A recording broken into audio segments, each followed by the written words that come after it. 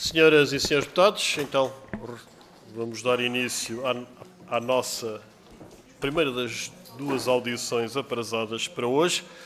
Temos o gosto de contar com a presença do Sr. Dr. Carlos Costa, que cumprimento na qualidade de ex-governador do Banco de Portugal, no âmbito do requerimento apresentado pelo Grupo Parlamentar do Partido Socialista, razão pela qual irei dar de imediato a palavra ao Grupo Parlamentar do Partido Socialista, ao Sr. Deputado,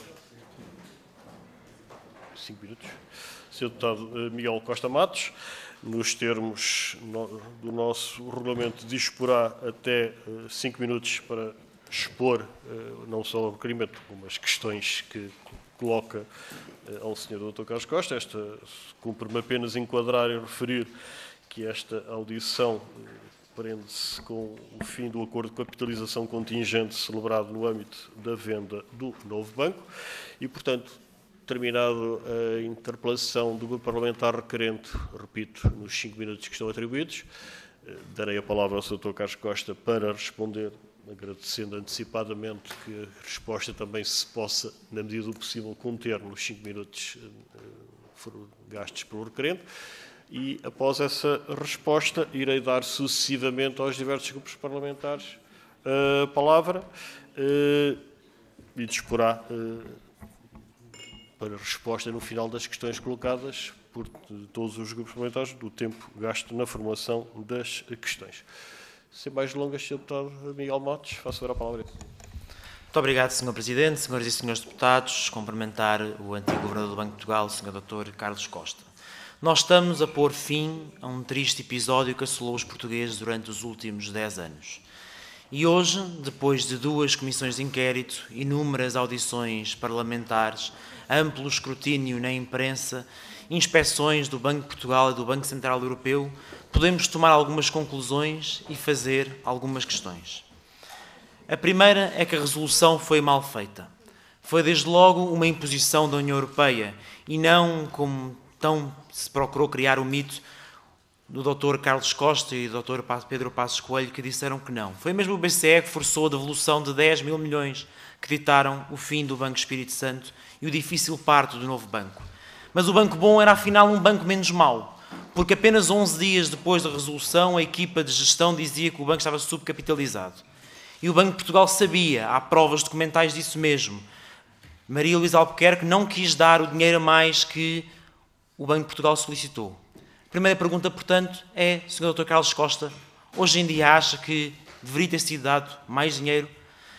Além disso, ficou claro na prova documental que o Banco de Portugal sabia que os ativos do novo banco estavam sobrevalorizados. E essa decisão revelar-se-ia fatal, na medida em que comprometeu a reestruturação do banco, adiou a constituição de imparidades para um momento posterior, leia-se para um momento em que todos nós pagamos, e atrapalhou os processos de venda tanto em 2015 como em 2017. E por isso, a segunda pergunta que temos é: o Sr. Doutor arrepende-se de ter feito mal a resolução? A segunda conclusão que podemos tirar é que a venda, que foi mais uma vez uma imposição europeia, era a única alternativa a uma liquidação que seria seguramente mais destrutiva e cara do que o acordo de capital contingente. A primeira teve um timing mal organizado porque colidiu com o stress test da Comissão Europeia.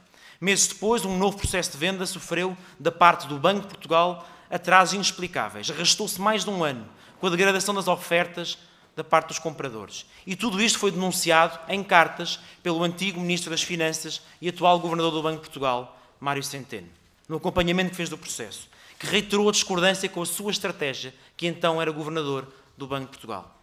E por isso, a terceira questão que temos é: arrepende-se das falhas que o Banco de Portugal teve no primeiro e segundo processo de venda.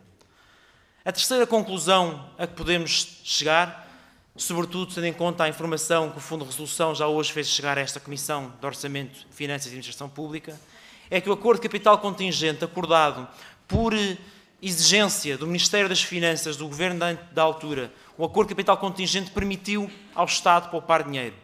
O acordo de capital contingente, os ativos, a carteira de ativos, teve perdas de 4.341 milhões, o que ficou bastante acima do limite contratual de 3.890 milhões e do valor que foi realmente pago pelo Fundo de Resolução de 3.405 milhões. E, portanto, a quarta pergunta que temos é se reconhece hoje que o acordo de capital contingente que Mário Centeno impôs no processo de venda de 2017 revelou-se um sucesso a minimizar aquilo que foi os fundos públicos alocados ao novo banco e a conseguir assegurar que, de facto, a reestruturação desta instituição financeira ocorria da melhor maneira. A quarta conclusão que podemos tirar é que, de facto, o Banco de Portugal, ainda na sua gestão, falhou várias vezes no acompanhamento que foi feito do novo banco. Ora, na Comissão de Inquérito, todos nós escandalizámos-nos com a gestão que foi feita dos grandes devedores, mas devíamos nos preocupar, sobretudo, com o sistema que o permitiu, com as políticas de recuperação de créditos, de avaliação de imóveis, que deveriam ter sido feitas e que durante tanto tempo não foram feitas e que as inspeções do Banco de Portugal simplesmente deixaram passar. E, aliás, os auditores externos, nos relatórios de imparidades que enviavam ao Banco de Portugal, denunciavam de forma clara, mas mantinham um silêncio conivente naquilo que era a certificação legal de contas que o Banco de Portugal também acompanhava. As avaliações desvalorizavam os imóveis sem critério. A estratégia de capital do novo banco desconsiderava os riscos. Tudo isto está escrito nas avaliações dos auditores. E, portanto, mais uma pergunta que temos para si, Sr. Doutor, é como é que a sua liderança do Banco de Portugal, depois de tantos sarilhos, chamemos-lhe assim, para usar um eufemismo, naquilo que foi o processo de resolução e de venda do novo banco, naquilo que foi o seu posterior acompanhamento, não teve a capacidade de assegurar melhor controle. Mas, Sr. Presidente, o meu tempo está a terminar e, portanto, avançamos para aquelas que são as últimas perguntas. Ficou muito conhecido o relatório Costa Pinto, que Vossa Excelência declarou como confidencial. Ora, decorrido o termo deste processo, entendo que agora podemos revelá-lo e demonstrar aos portugueses a maneira como o Banco de Portugal falhou durante anos na supervisão que devia ter feito do BES. E a última pergunta, sobre os lesados do BES. A 18 de julho, Vossa Excelência disse que o BES estava sólido, sim, mas também que os clientes estariam salvaguardados, e cito, se tudo corresse mal. Nas facs que o Banco de Portugal publicou, disse que o papel comercial da ESI e do Rio Forte passaria para o novo banco. Aliás, isso consta das provisões do balanço no momento da abertura. E que mantinham a intenção de reembolso. A 14 de agosto, isso foi reiterado num comunicado do novo banco. E o grupo parlamentar do PS tem na sua posse uma resposta que o próprio Banco de Portugal deu a um lesado, onde reafirma que a provisão foi transferida para o novo banco e que competia ao novo banco decidir sobre o reembolso do papel comercial. E a última pergunta, portanto, é: Sr. Doutor, Vossa Excelência, não entende que o novo banco, agora com o fim do acordo de capital contingente, já devia ter decidido reembolsar estas pessoas que investiram as poupanças de uma vida no papel comercial da ESI e do Rio Forte? Muito obrigado. Muito obrigado. Muito obrigado, Dr. Miguel Matos. Sr. Deputado Carneiro. Uma interpelação à mesa, faz favor. Sr. Deputado Carneiro. Eu tenho aqui o requerimento do Partido Socialista que levou à aprovação desta audição, que diz assim, e vou citar: neste contexto, torna-se essencial promover um balanço detalhado deste processo, revisitando as decisões estratégicas que garantiram a estabilidade e analisando os seus impactos na economia nacional. Eu não percebo o que é que esta intervenção anterior tem a ver com isto e, portanto, gostava de perceber se o âmbito mudou. Muito obrigado, Sr. Deputado. Não é uma interpelação à mesa.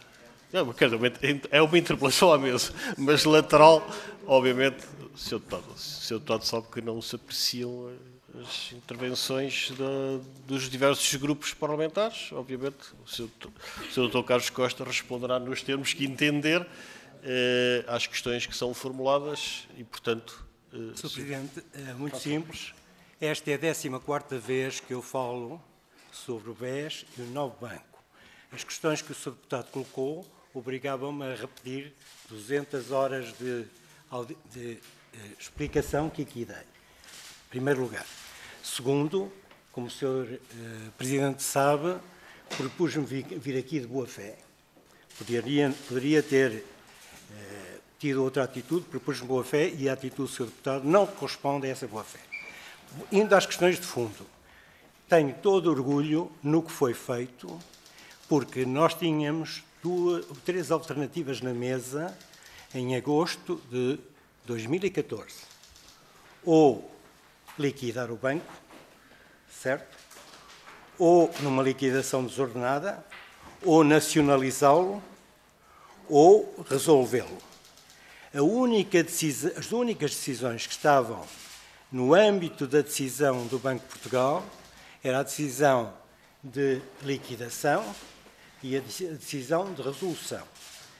A bondade da decisão de resolução está demonstrada pelo facto de o banco estar plenamente ativo, a estabilidade financeira ter sido garantida e, mais do que isso, todo o sistema financeiro ter sido poupado a uma emergência de uma situação de desconfiança. Primeira questão. Segunda questão. Relativamente ao processo de venda, ele foi objeto de dissecação nesta Assembleia. Basta consultar as atas dessa dissecação e vão verificar que nessas atas consta que o banco foi objeto de um processo de venda transparente, de um processo de venda totalmente aberto até ao dia final da escritura e que a proposta que foi retida foi a melhor proposta. Terceiro, relativamente ao CCE, foi um processo desenhado pela equipa que negociou a venda, liderada pelo Dr. Sérgio Monteiro, obviamente acompanhada pelo Ministério das Finanças, e obviamente que só se poderia concretizar se o Ministério das Finanças estivesse disponível para assegurar, digamos, a compensação correspondente às perdas verificáveis naquele conjunto de ativos. Portanto, é um projeto em cooperação. Saliento, e este é um ponto essencial, que em 2014, tal como em 2017, quando se faz as vendas, todos os bancos têm potencialmente imparidades nos seus ativos. E as imparidades registram-se em dois momentos, ou no momento em que o crédito entra em cumprimento, ou no momento em que o ativo é vendido. Não há registro de imparidades por antecipação, a não ser que estejamos numa lógica gone concern, ou seja, numa lógica de liquidação, que não era o caso. Por último, relativamente ao capital do banco, como sabem, o processo de resolução é um processo que envolve a constituição de um balanço inicial, que não é o balanço que só se concretiza cerca de um ano depois de verificar o que é que está no balanço, o que é que vale o que está no balanço, e o capital de que foi dotado o banco, no dia 3 de agosto de 2014, era o capital necessário para iniciar a atividade. Sendo certo que Vossas Excelências aprovaram aqui nesta Assembleia da República o articulado de resolução, onde se diz que a Autoridade de Resolução mantém a capacidade para rever o perímetro e rever o bail-in em função da absorção de perdas que se constatou. Até final de 2015 esteve em aberto esse processo. E até final de 2015 o novo banco estava em condições de respeitar os rácios de capital. É obviamente tendo em conta a possibilidade de fazer bail-in. Relativamente ainda ao relatório Costa Pinto, para tornar claro, eu não sou agora quem decide o relatório Costa Pinto. Agora, não tenho nenhum problema se entregarem à Assembleia da República o relatório Costa Pinto com todos os documentos, porque aquilo que foi entregue à Assembleia da República não contém nem o meu despacho inicial, nem o meu despacho de encerramento, nem os comentários de serviços. E isto é importante para perceber a totalidade do documento. Tenho muito orgulho em ter desencadeado uma operação de natureza anglo-saxónica que não é comum em Portugal, tal como, aliás, foi dito pelo Dr. Costa Pinto quando aqui foi ouvido. Segundo, tenho muito orgulho em ter dado ao Dr. Costa Pinto todas as possibilidades para fazer aquele relatório.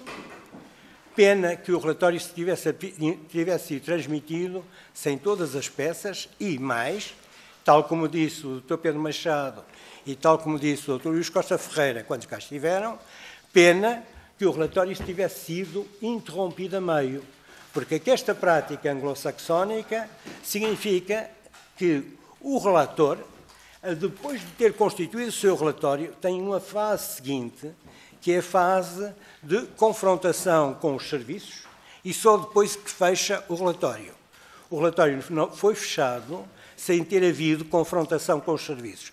Não sou eu que o digo, foi o Dr. Pedro Machado que o disse aqui, foi o Dr. Luís Costa Ferreira. Tendo em conta isto, fique claro que eu não estou a fazer nenhum ataque a ninguém, porque tenho pena apenas que o processo não tenha sido concluído, mas as conclusões do relatório, apesar do processo ter ficado a meio, porque ficou apenas na fase do relator, faltou a fase de contraditório, teve um seguimento, que é um despacho que eu fiz, teve um seguimento, foram as decisões que foram tomadas, e teve um seguimento, que foram digamos, a reestruturação adicional, porque o banco já estava muito reestruturado quando isso aconteceu. Portanto, eu gostaria de dizer ao Sr. Deputado que, relativamente às questões que têm a ver com o novo banco, foi um caso único de banco de transição, porque é uma operação muito difícil, é um second best, um first best é aquilo que fizeram os italianos, que é basicamente ter um soberano e uma grande instituição financeira para absorver, ou o que fizeram os espanhóis, que tiveram uma instituição para absorver e um soberano para apoiar. Ora, nós, nas condições em que estávamos, não tínhamos, além do mais, incorríamos numa grande dificuldade, que era a seguinte, é que nós não estávamos a lidar com operações normais. Aquele balanço era uma caixa negra, como se veio a revelar. E uma das coisas que eu gostaria de elogiar foi a equipa de negociação do Banco de Portugal. A que digo, não é alheia, a equipa de negociação do Ministério das Finanças. Uma coisa era a equipa que era conduzida pelo... Uma coisa era a equipa que era conduzida pelo Dr. Sérgio Monteiro a meu comando. Outra coisa era a equipa do Ministério das Finanças que se articulava. E as duas trabalharam perfeitamente, cada uma no seu nível.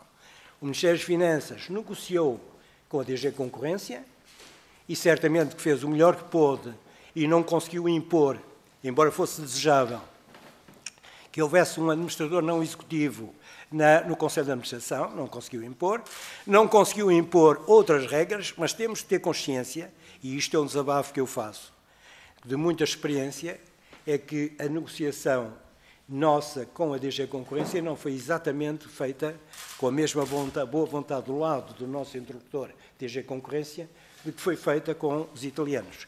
E, portanto, eu diria, para tornar muito claro, nas condições em que nos encontrávamos em agosto de 2014, o que se conseguiu foi o melhor que poderíamos e hoje devíamos estar a congratular-nos com o facto de termos uma instituição que contribuiu para a estabilidade financeira, que não interrompeu o financiamento das pequenas e médias empresas, que constitui hoje uma referência também do ponto de vista da retoma do mercado financeiro europeu e que resulta de um banco de transição. E posso testemunhar também que sempre que se falava de um banco de transição em termos tanto de Frankfurt como de Bruxelas, a ideia era de fugir ao máximo dessa hipótese e por isso, aliás, e eu compreendo, é que foram tão condescendentes nos casos italianos. Portanto, tomando a coisa com toda a clareza, eu não vejo nenhum motivo para estar aqui a fazer nenhum ato de contrição.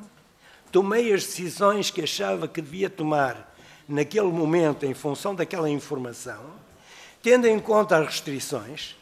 As restrições eram as que Vossas Excelências tinham estabelecido no diploma sobre a resolução que deriva de uma legislação europeia, que estabelecia um prazo de 2 anos para a venda, que estabelecia um conjunto de limitações e, de facto, pensar que se conseguia fazer isso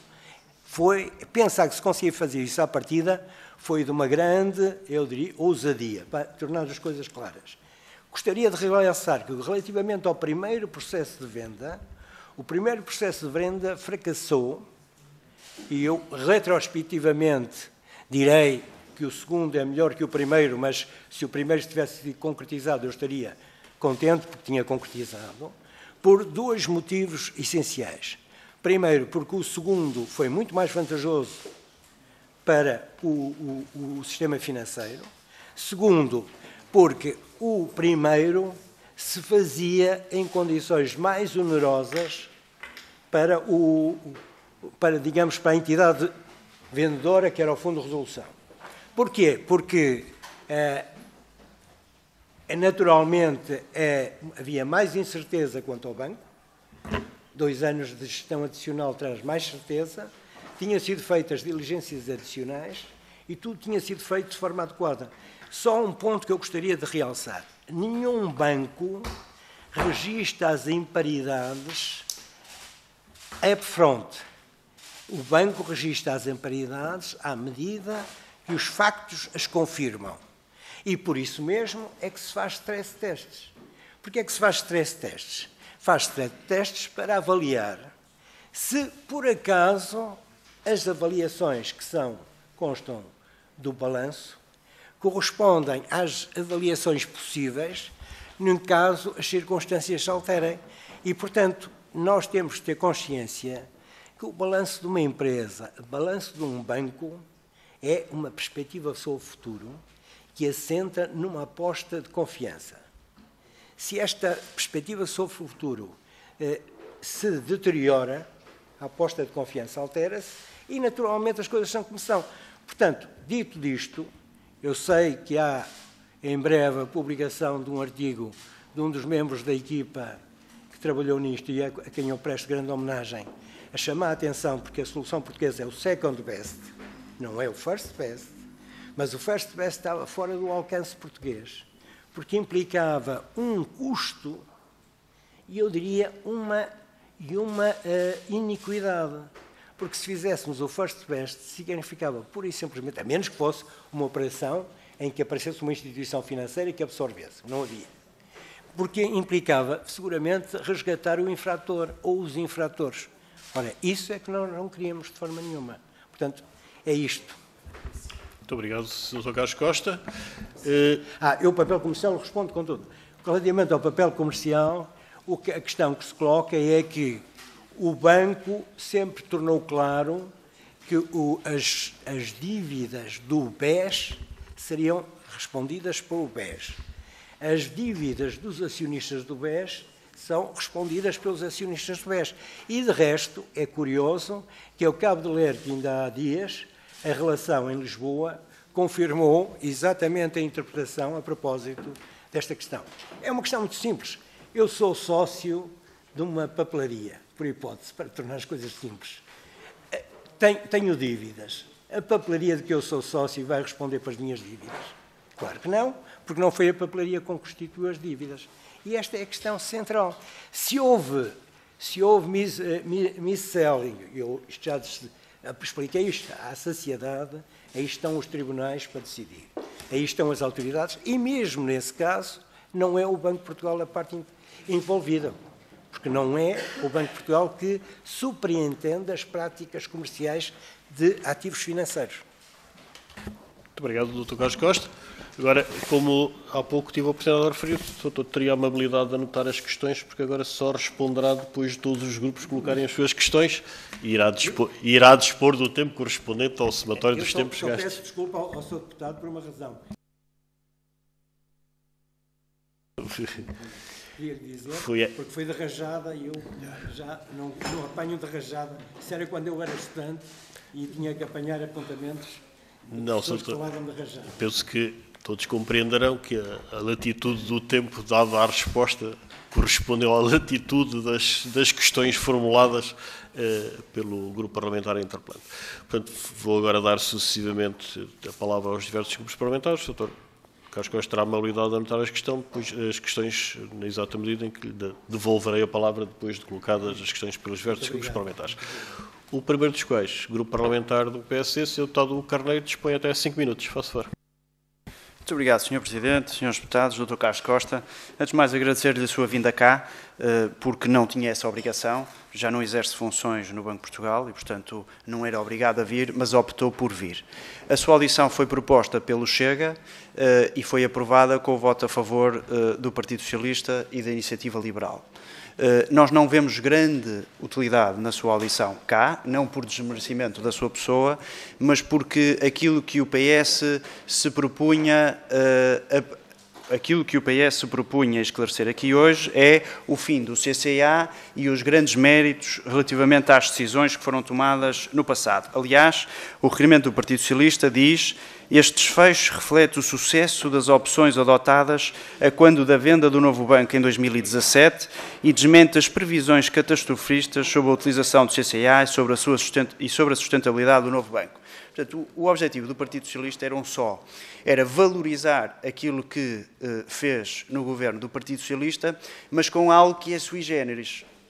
É que durante a comissão de inquérito do novo banco, o Partido Socialista rejeitou qualquer responsabilidade do governo nos vários processos que envolveram o novo banco, desde logo no que diz respeito à venda à Lone Star. Portanto, não deixa de ser sui generis esta tentativa de reescrever a história. Até porque muitas das questões que o Sr. Deputado Miguel Costa Matos aqui fez foram tratadas convenientemente na comissão de inquérito do novo banco e, mais uma vez, tentou aqui reescrever a história para que fosse contrariado o relatório que foi aprovado contra a vontade do Partido Socialista, mas foi aprovado por esta Casa, pelo Parlamento, com uma larga maioria de partidos políticos aqui representados. Dito isto, e tendo em conta este enquadramento, eu não posso deixar de registar o seguinte: o PSD estará satisfeito quando todo o dinheiro que foi injetado no novo banco, quer no momento da resolução, com os montantes que foram emprestados ao Fundo de Resolução, quer aqueles que resultaram depois da utilização do CCA, e tanto quanto seja possível, seja devolvido ao Estado. Essa é a nossa preocupação. Aliás, eu recordo-me que alguns dos empréstimos feitos pelo Estado ao Fundo de Resolução foram protelados no tempo o seu reembolso, precisamente porque o Fundo de Resolução não tinha capacidade para fazer esse reembolso nos prazos que inicialmente tinham sido acordados. E, portanto, para nós é essencial, importante, que os contribuintes possam ver, enfim, aquilo que lá colocaram através do Fundo de Resolução, devolvido até onde for possível e com a valorização dos ativos o mais possível. Também não posso ignorar que neste processo que o Partido Socialista agora quer, enfim, vangloriar-se, há aqui uma intervenção relevante na negociação que o governo do Partido Socialista fez com a Comissão Europeia, que levou ao acordo de venda com a Lone Star e o próprio funcionamento do mecanismo do CCA, que não salvaguardaram convenientemente os interesses nacionais, nomeadamente no que diz respeito à fiscalização, portanto, à ausência de um membro do Conselho de Administração, do Fundo de Resolução e os mecanismos de fiscalização que eram insuficientes. Ao ponto de, apesar do Banco de Portugal ter emitido um comunicado com o fim do CCA, vangloriando-se daquilo que o Fundo de Resolução tinha fiscalizado, auditado, impedido que o novo banco fizesse, ficou demonstrado na Comissão de Inquérito, e recordo aqui página 419, 424, 423, 433, 35, 36, 53, são muitos casos, a venda de ativos ao desbarato ou sem o devido controle do Fundo de Resolução, portanto, a venda pelo novo banco, entenda-se, onde temos, por exemplo, o processo de Luís Filipe Vieira, NPLs, as carteiras Viriato, Nata 1, Nata 2, etc, etc. E isso preocupa-nos. Está no passado, não podemos fazer nada hoje, infelizmente, mas isto ficou registado e consta desse relatório da Comissão de Inquérito. Por fim, também não posso deixar de pensar e perspectivar o futuro, que eu julgo que isso é o mais importante. O que é que vai acontecer ao novo banco? O Dr. Mário Centeno, não sei se numa lógica articulada com o Partido Socialista, quiçá, veio dizer que via com maus olhos que a Caixa Geral de Depósitos ficasse com o novo banco, sem que o Governo tivesse interferido em qualquer tema nessa matéria. Aliás, disse que isso é a responsabilidade da Caixa Geral de Depósitos, e vários bancos, o BPI, a Caixa, etc., disseram que estavam a analisar as informações que vinham a público. Portanto, estamos a falar de informações muito abstratas e vagas, mas que não inibiram o Governador de vir dizer que no dia 6 de janeiro Centeno alerta para risco da Caixa comprar o novo banco. Não compete ao Governador imiscuir-se nesta matéria, até porque o novo banco, sendo um dos maiores bancos, é fiscalizado pelo BCE e a autoridade concorrência não é o Banco de Portugal. E, portanto, perguntava-lhe que avaliação é que faz sobre a eventual consolidação bancária em Portugal e as perspectivas que podem existir sobre essa matéria. Obrigado. Muito obrigado, Sr. Deputado Carneiro. Interpelação à mesa. Para o... Sr. Deputado Carlos Pereira, pede a palavra para... Interpelação à mesa. Faça favor. Muito obrigado. Sr. Presidente, eu não ia, de facto, interpelar na primeira interpelação não ia interpelar, se o Sr. Presidente me deixar terminar, eu não ia interpelar na primeira interpelação que fez o Sr. Deputado Carneiro, mas como a intervenção do Deputado Carneiro, o início da sua intervenção foi no mesmo tom, eu acho que é importante fazer um ponto de situação à mesa sobre esta matéria. O Sr. Deputado Carneiro e o Grupo Parlamentar do PSD é useiro e veseiro em interpretar os requerimentos, o tom dos requerimentos e o tom das intervenções do Grupo Parlamentar do PS. Ora, isso é uma matéria que não é da responsabilidade nem do PSD, nem de nenhum outro partido, e muito menos do deputado Carneiro. E, portanto, o que eu aconselho ao Sr. deputado Carneiro e ao Grupo Parlamentar do PSD é que deixe o eleitorado avaliar aquilo que são as intervenções, os requerimentos e as opções dos diferentes partidos. Parece-me que este tipo de intervenção que o Sr. deputado faz é excessivo e não ajuda nem o PSD, nem ajuda sequer o eleitorado. Muito obrigado. Senhores deputados, vamos prosseguir. Portanto, as interpelações à mesa... Como eu há pouco referi, irei dar a palavra sucessivamente aos diversos grupos parlamentares, portanto, segue-se o Grupo Parlamentar do Chega, Sr. Deputado Eduardo Teixeira, dispõe também até 5 minutos. Faça favor. Muito obrigado, Sr. Presidente. Gostava de cumprimentá-lo, cumprimentar os senhores membros da Comissão, os colegas, cumprimentar o Sr. Governador com apreço. De facto, nós pedimos que viesse esta Comissão, sabemos que não estava obrigado, mas é com gosto que pense em importância estar cá, depois do requerimento do Partido Socialista, porque, mais que ouvir o final da história, é sempre importante, no balanço que é necessário fazer, perceber quem teve no início e quem teve que tomar decisões em momentos difíceis, com certeza, mas é importante para os trabalhos que estamos aqui a fazer. Sabemos que no momento da venda do novo banco, o Sr. disse que havia 3 opções, já as disse, mas na altura da resolução, mas na altura da venda havia 2 cenários. Ou continuava-se, ou fazia-se uma nova resolução, ou também se equacionaria a liquidação do banco. Não sei se haveria um terceiro cenário, já vou falar sobre ele, aí vamos. Estamos aqui para fazer então este balanço que o Partido Socialista quis fazer, na minha opinião, politicamente com muitas culpas ao longo destes anos sobre os desenvolvimentos que ocorreram no novo banco, mas isto é história e ficará na história destes 3,4 mil milhões de euros que isto gerou, não sabemos ainda se aos portugueses, se aos bancos, e também irei perguntar sobre isso. Mas passados 7 anos, em dezembro de 24, gera-se um entendimento entre as partes para se libertar e, de facto, neste acordo de capitalização fica 480 milhões de euros por utilizar. Ouvindo isto, até parece que, de facto, é uma boa notícia para os cofres dos contribuintes.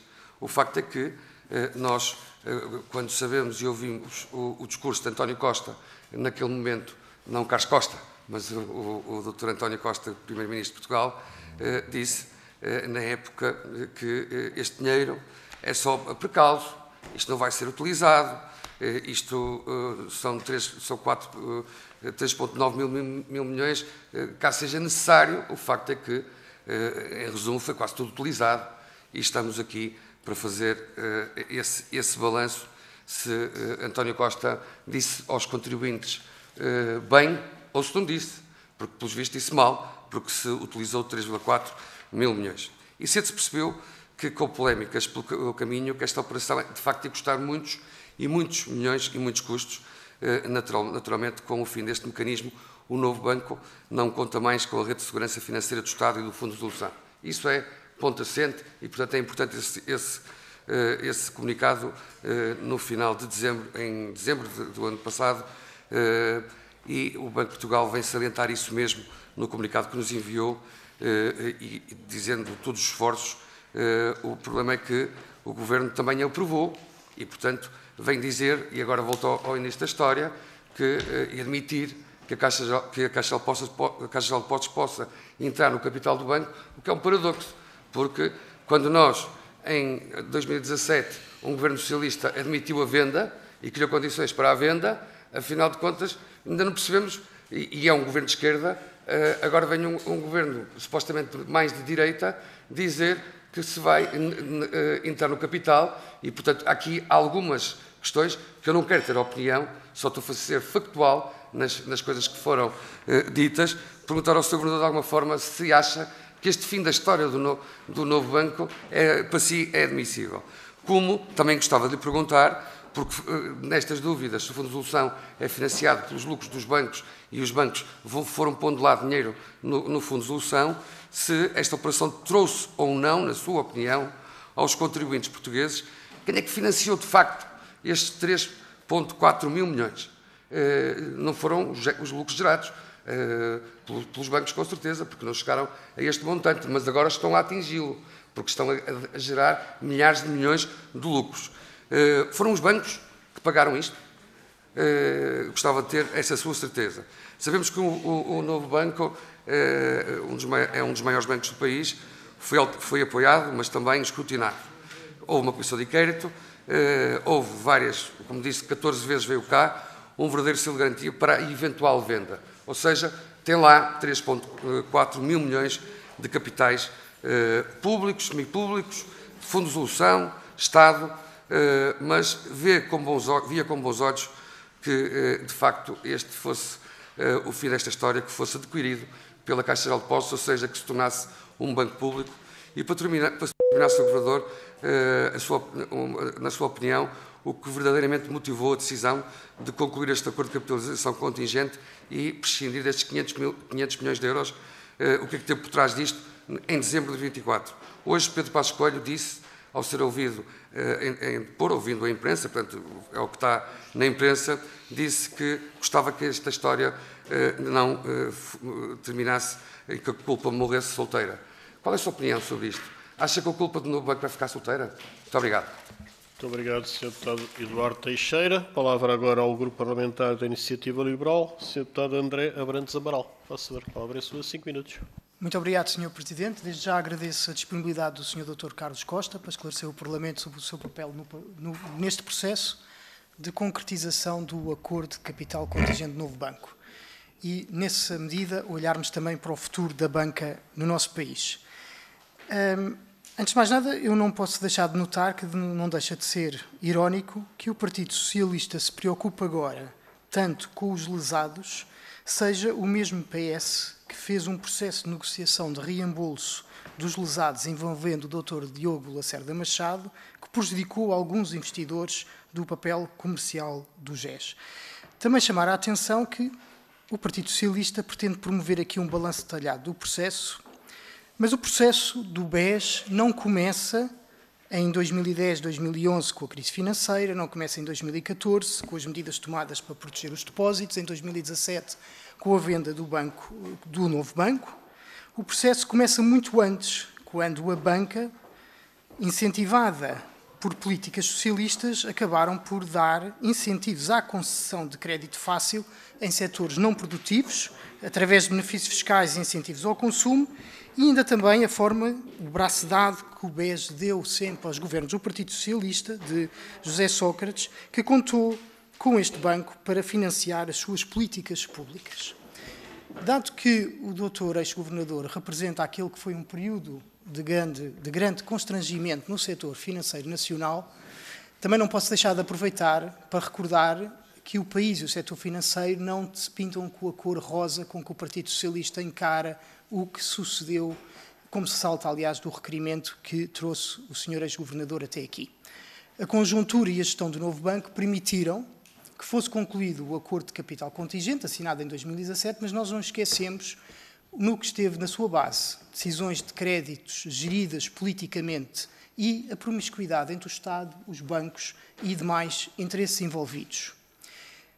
O PS, uma vez mais, pinta com a cor rosa o setor financeiro, mas as pessoas querem da banca porque a banca tirou-lhes, ou exigem da banca porque a banca lhes tirou bastante e a justiça ainda não foi feita. Entre 2010 e 2020 foram mais de 24 mil milhões de euros injetados pelos Estados de forma direta ou indireta. Dinheiro que todos nós, como contribuintes, pagámos. E só no caso particular do novo banco, estamos muito focados no encerramento do acordo de capital contingente, no valor de 3,4 mil milhões de euros, mas esquecemos os 4,9 mil milhões de euros que tiveram de ser injetados pelo Fundo de Resolução no processo do Banco de Transição, e esquecemos ainda os 159 milhões de euros de perdas do Estado, neste caso do Fundo de Resolução para o Tesouro, por exercício dos direitos do regime especial dos ativos por impostos deferidos. E do outro lado, do lado dos bancos, do Estado, o que é que tivemos? Do ponto de vista judicial, o que foram acontecendo condenações a conta-gotas, o caso do BPN, o caso do BPP, e nos casos que ainda pairam sob o BES, a Operação Marquês, que só em março se definirá a data do arranque do julgamento, o processo do GES, que ainda decorre, ainda temos lesados do papel comercial do GES, que ainda não foram incluídos em qualquer solução, apesar de hoje em dia todos reconhecemos que foi uma engenharia que prejudicou de forma dolosa os investidores, alguns que lutam há mais de 10 anos para serem reconhecidos, e até em processos no Tribunal de Concorrência que permitiam aos consumidores sentirem alguma justiça por anos de práticas anticoncorrenciais. Os nossos tempos de justiça deixam que se perca essa oportunidade de se fazer efetivamente isso, ou seja, a justiça. É verdade que é importante que o Parlamento, neste momento, faça uma retrospectiva deste processo de resolução do novo banco. É verdade que é importante fechar o capítulo do acordo de capitalização contingente e, dessa forma, as injeções de capital do Estado na banca, mas também nunca se pode deixar fechar aquilo que podemos chamar o livro de memórias de governações falhadas, que, pela mistura do Estado com interesses com o setor financeiro, nos levaram a grandes sacrifícios, alguns deles ainda sem término. E se há aprendizagem que podemos tirar deste processo, é que sempre que a política se insere no setor económico e, neste caso concreto, no setor financeiro, e os reguladores não funcionam, quem acaba por pagar é o povo, são os cidadãos. E quando o povo, os cidadãos, pagam e não veem justiça, acabam por exigir mais Estado na banca. Senhor ex-governador, como deve imaginar, não tenho para si, neste momento, muitas perguntas, pois as suas responsabilidades terminaram bem antes deste processo estar concluído, mas deixo-lhe duas perguntas que são mais curiosidades, que poderemos colocar ou analisar num futuro próximo. Considera que, finalmente, os portugueses poderão ambicionar por alguma justiça? Esta é a primeira pergunta. E a segunda, a esta distância, passado 5 anos desde a sua saída do cargo de Governador do Banco de Portugal, quais são os erros que considera ter cometido e quais as aprendizagens que, como país, poderemos tirar deste processo? Muito obrigado. Muito obrigado, Sr. Deputado André Abrantes Amaral. Segue-se agora o Grupo Parlamentar do Bloco de Esquerda, Sra. Deputada Maria Mortágua. Muito obrigada, Sr. Presidente. Cumprimento o Dr. Carlos Costa, na sua... Não perdi a conta a quantas vezes veio à Assembleia, portanto...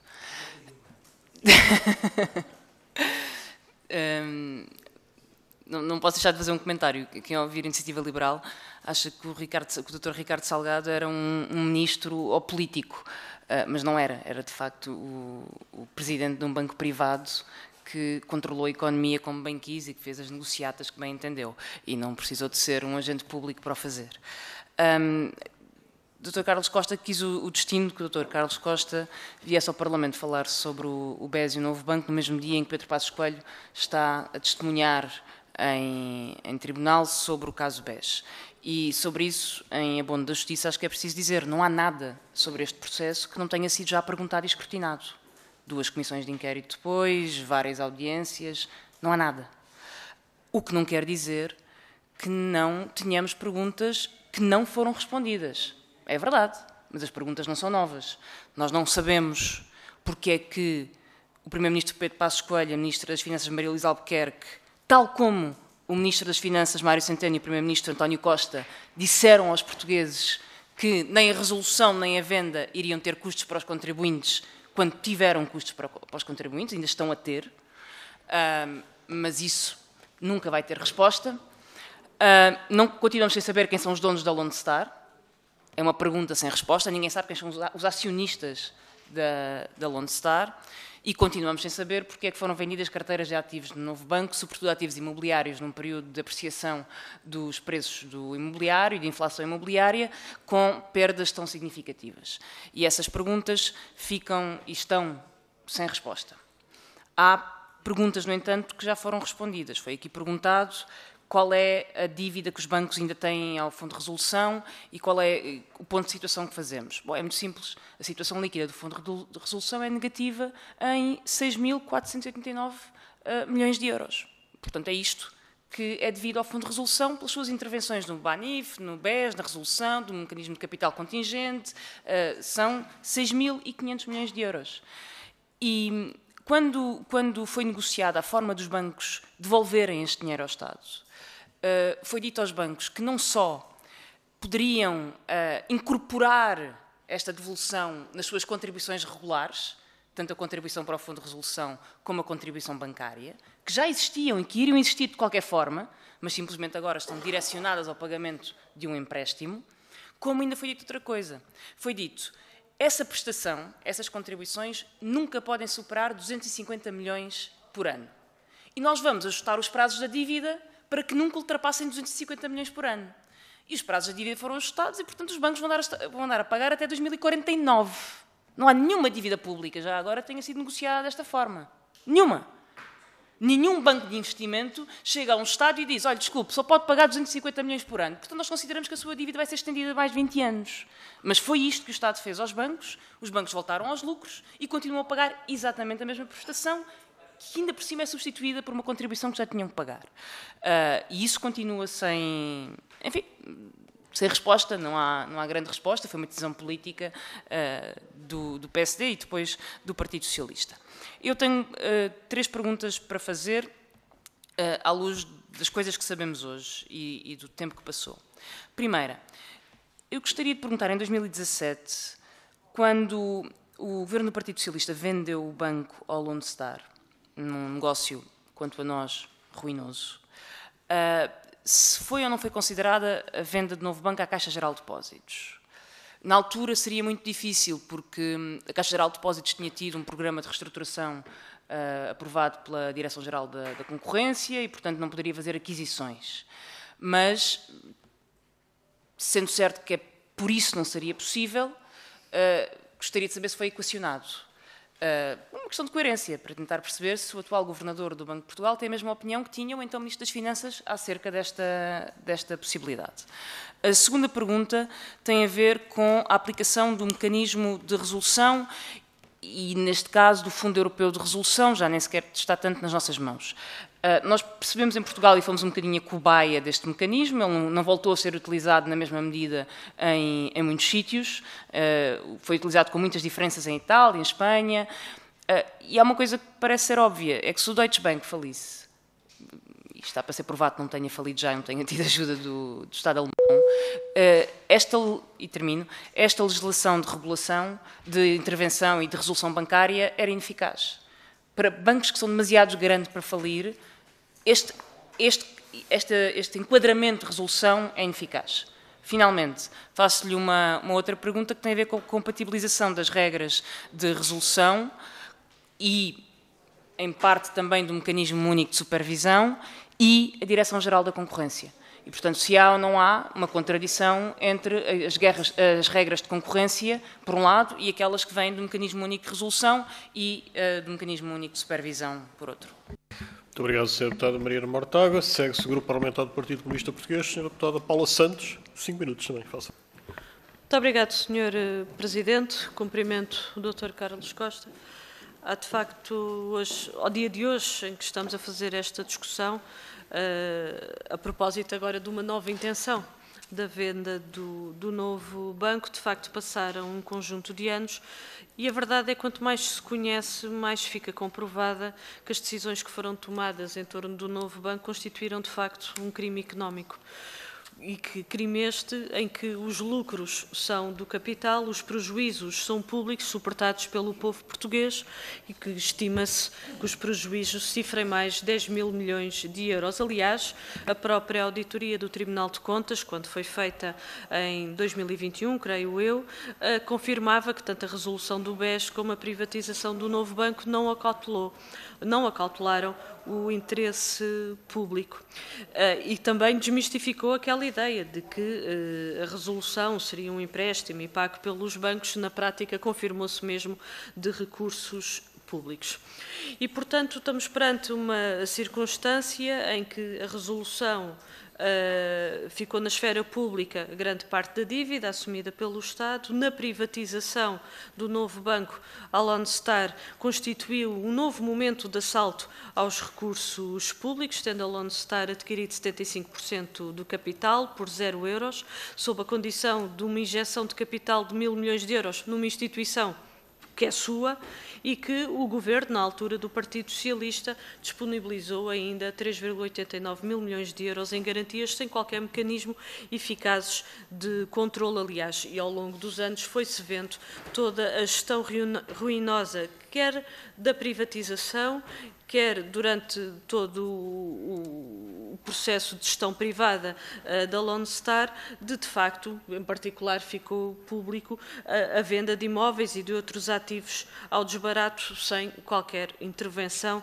quer do Banco de Portugal, quer por parte do Governo. E isto revela aquilo que o PCP sempre referiu relativamente a este processo, para além da inadequação do modelo de supervisão que se demonstrou, de facto, que não é eficaz e que não resolve. Mas também nós sempre colocámos em cima da mesa que o resultado da aplicação da medida de resolução do Banco Espírito Santo, de facto, exigia a integração do novo banco na esfera pública do setor bancário, acompanhado da nacionalização das restantes componentes não financeiras do GES.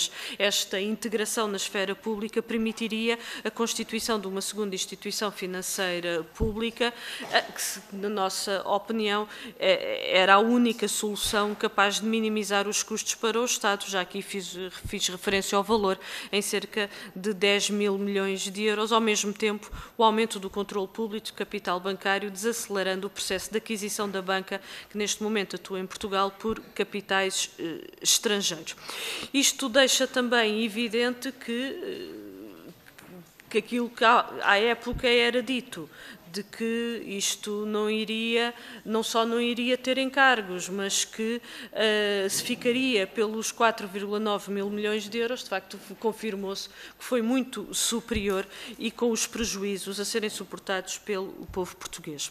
A conclusão de todo este processo, e esta era a última questão que queria aqui referir, é que as opções, quer dos governos, quer do Banco de Portugal, desde a aplicação da medida de resolução, na altura, por um governo do PSD e do CDS, a de limpar as dívidas dos grupos económicos no interior do banco e de entregar o banco sem custos a privados, e que agora novamente com o governo do PSD e CDS a permitir que o novo acionista privado, a Lone Star, realize um novo assalto, agora com os dividendos. Este fim do acordo do contingente de capital, depois de consumida quase toda a sua verba, vai permitir a distribuição de dividendos aos acionistas e, de facto, aquilo que vem a público é que são cerca de 1,3 mil milhões de euros que podem ser distribuídos. Está-se mesmo bem a ver, de facto, quais é que são os interesses, neste caso concreto, por parte da Lone Star, depois de ter tido a utilização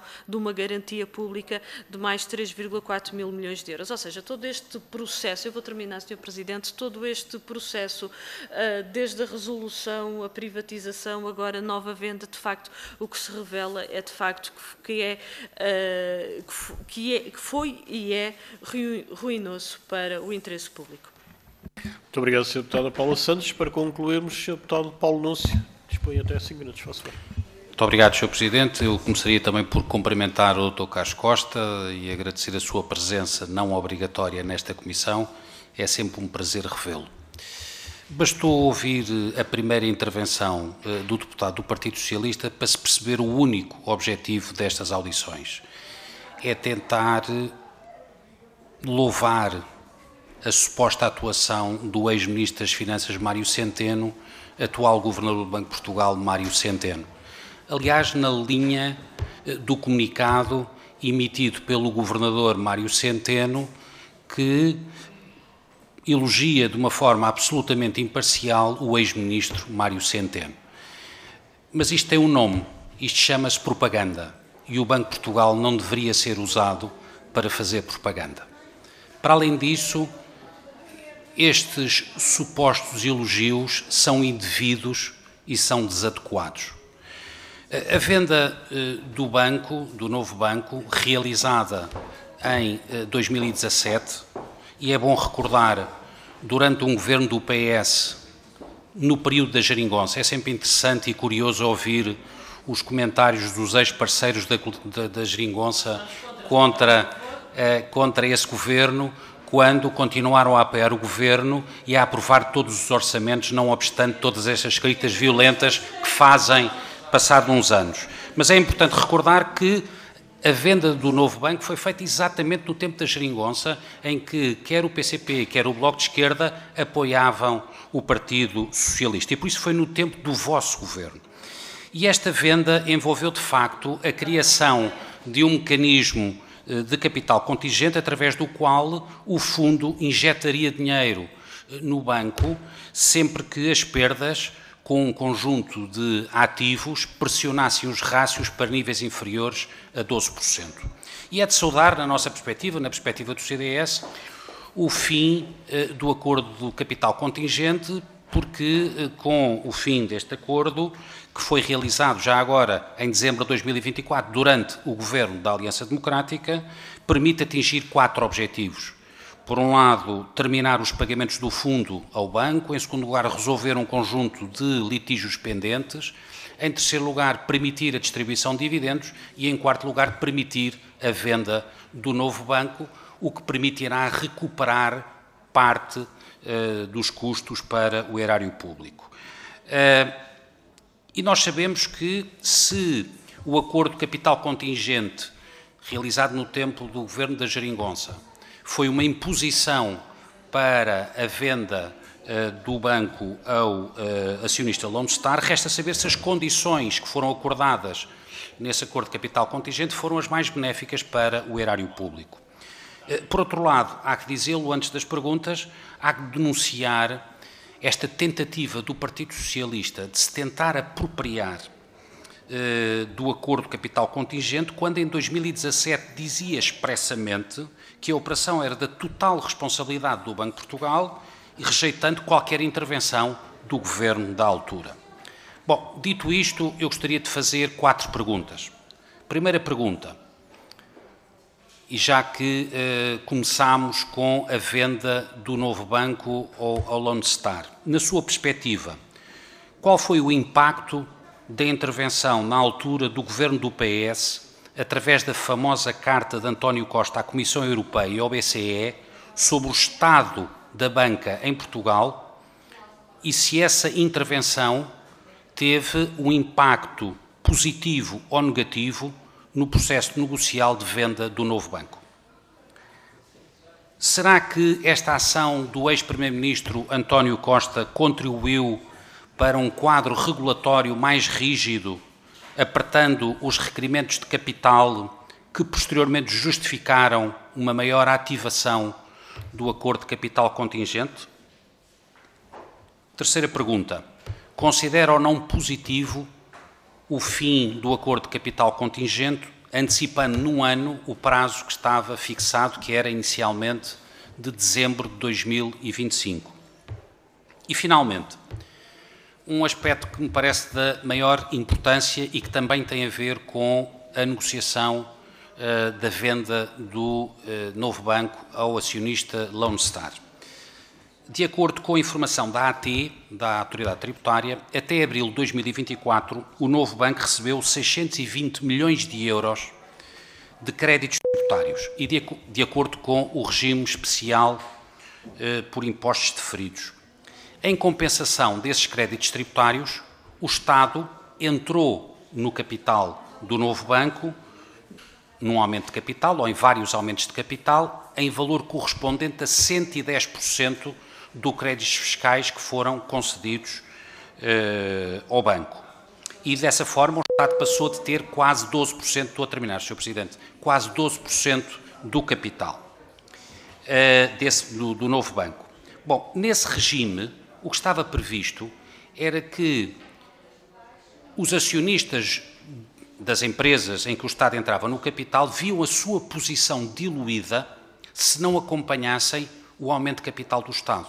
Acontece que essa diluição aconteceu apenas na parte do fundo da resolução e não diluiu o capital do acionista privado Lone Star. E a minha pergunta que eu gostaria de fazer é se não considera que esta circunstância, que foi aparentemente negociada no momento em que o novo banco foi vendido, no tempo do governo do Partido Socialista, não é objetiva e descaradamente uma medida que beneficiou o acionista privado. Muito obrigado. Muito obrigado, Sr. Deputado.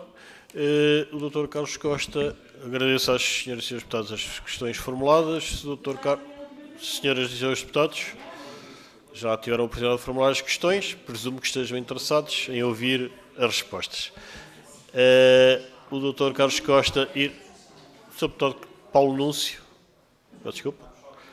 Pois, mas já estou a dar a palavra ao Sr. Dr. Carlos Costa para responder. Dispõe até 30 minutos, o que significa que se usar o tempo todo já entraremos no tempo que estava previsto para a audição subsequente, mas dispõe, obviamente, até 30 minutos para responder. Sr. Dr. Carlos Costa, faça a palavra, é sua. Muito obrigado. Eu gostaria de dizer à partida que eu considero todas as questões legítimas, só que nem todas se dirigem ao Governador do Banco de Portugal. Por uma razão muito simples, porque o Governador do Banco de Portugal não é quem define as orientações políticas e as orientações políticas condicionam depois a margem de manobra do Governador do Banco de Portugal. Em qualquer caso em que há um banco, comecemos por aí, em que há um banco que tem uma insuficiência de capital, que fica na situação de fail or like to fail, o supervisor tem a obrigação mandatória de agir. O que está previsto na legislação aprovada por Vossas Excelências e corresponde à legislação europeia, porque a arquitetura nacional reproduz a arquitetura europeia, por isso não se pode dizer que nós fomos cobaias, não fomos cobaias, estávamos, por razões ligadas ao processo de ajustamento, estávamos face a uma circunstância mais, eu diria, mais sensível que obrigou a aplicar essa legislação por antecedência. Mas, face ao que estava previsto, e o que está previsto, o soberano tem sempre margem de manobra para evitar que se caia ou no dilema, basicamente, resolução, liquidação ou venda por iniciativa, que é a terceira hipótese, do Banco Central, supervisor, a uma terceira entidade. Portanto, as opções que se colocaram foram opções que remetiam para a atuação do Banco de Portugal. Fosse no caso do BES, fosse no caso do BANIF. Uma vez estando numa situação de fail or like to fail, se as outras opções foram afastadas, cabia ao Banco de Portugal agir. E a ação que tinham era compra para uma outra instituição, implicava que houvesse uma instituição com envergadura suficiente para acomodar aquela situação e apetite, e que houvesse um conhecimento da instituição que desse confiança para o efeito, o que não estava garantido. O que significa que, basicamente, o Banco de Portugal, no caso do BES, se tinha que limitar a duas opções.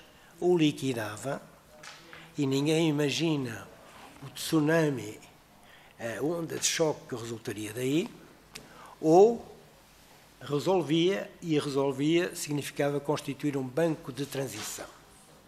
Mas um banco de transição implicava necessariamente respeitar todo o quadro normativo que já estava estabelecido e que estava no quadro normativo interno, que dava 2 anos para a venda, que submetia ao escrutínio da DG Concorrência e que implicava limitações muito agudas do ponto de vista do processo.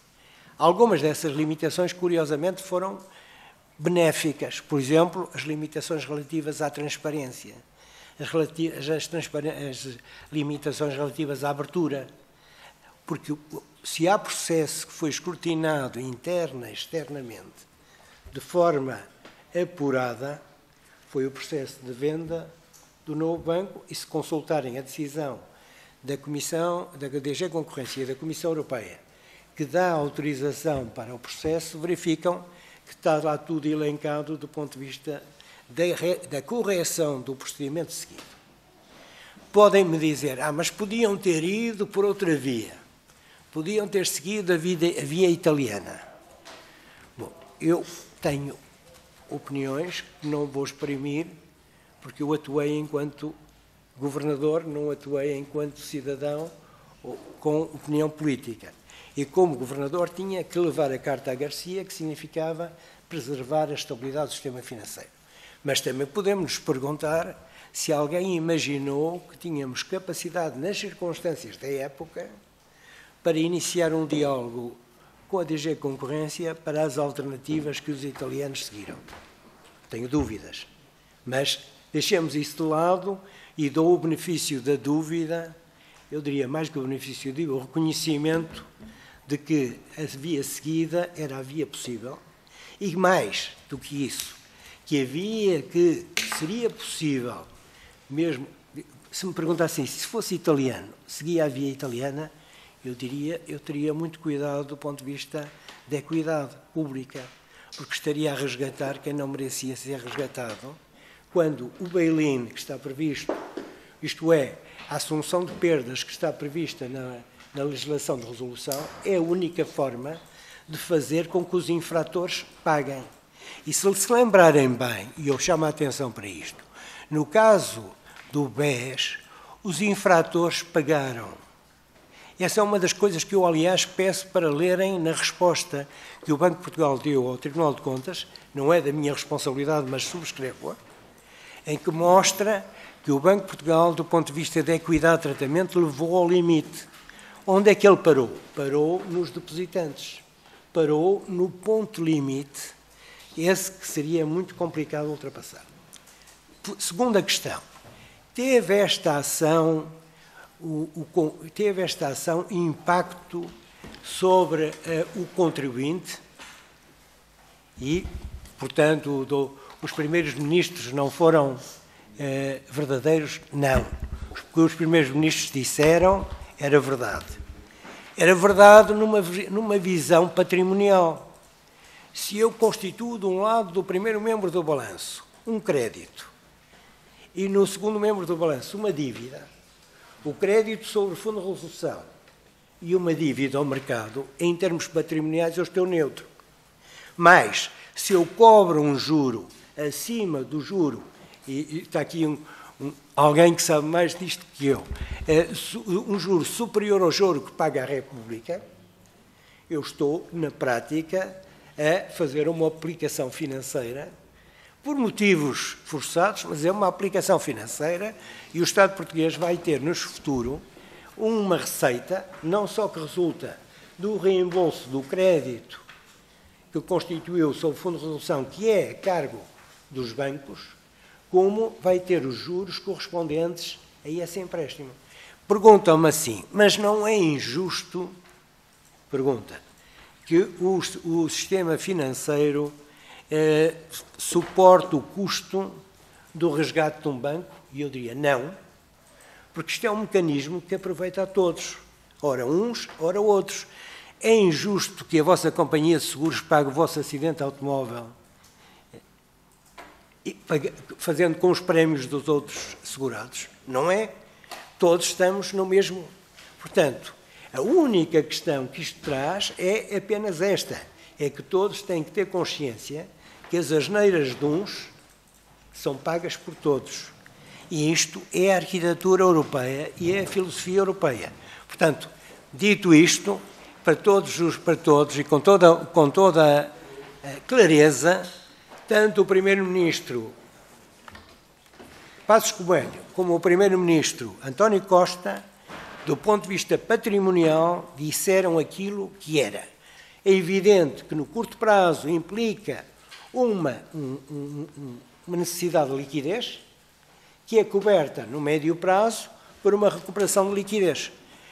Perguntam-me a seguir, que era a questão que vinha, por exemplo, no relatório do Tribunal de Contas, mas não será que essa alcavala que os bancos vão ter que pagar, essa contribuição que os bancos vão ter que pagar, se vai repercutir sobre o consumidor de serviços bancários? Primeiro, não há evidência disso. E, segundo lugar, e esse é o ponto mais importante de todos, o maior beneficiário do resgate dos bancos foram os devedores bancários. Porque se o BES não tivesse sido resgatado, teríamos tido um problema do sistema financeiro enorme, o rating da República teria ido por aí acima, a yield curve teria se movido para cima, a República podia pagar, mas os particulares também pagavam. E os 2, 3% que isso significava era muito. Portanto, tenham consciência de que nós estivemos na iminência de ter um problema complicado se por acaso o mercado entrasse em instabilidade. Temos contrafactual em Portugal? Não tenho, e felizmente que não tenho. Mas tenho contrafactual se olhar para o que se passaram noutros países europeus, que Chipre, Grécia, onde a dificuldade foi maior e, atenção, não tiveram problemas desta dificuldade, porque o BES era o terceiro, se não me engano, mas era o banco sistémico, dito isto. Portanto, para tornar claro, eu diria o seguinte. Primeiro, o dinheiro que foi investido, e isto é investido, não foi gasto, foi investido na recuperação de um banco que entrou em resolução, aproveitou a todo o sistema, porque ele teria pago um preço enorme se este banco entrasse em liquidação. Aproveitou a todos os portugueses, porque a yield da dívida pública teria subido de uma forma exagerada e teria sido repercutida nos empréstimos, na dívida pública. Todos ganhamos com isto. E ganhamos uma outra coisa, que foi evitamos a fuga da poupança para outros mercados financeiros. E isso era muito fácil de fazer. Nós não temos o trauma dos gregos, que ainda hoje se lembram da dificuldade de levantar dinheiro nas caixas automáticas e do drama que tiveram. Não tivemos isso. Nós não tivemos interrupção de financiamento das PMEs, mesmo as PMEs que se financiavam no novo banco.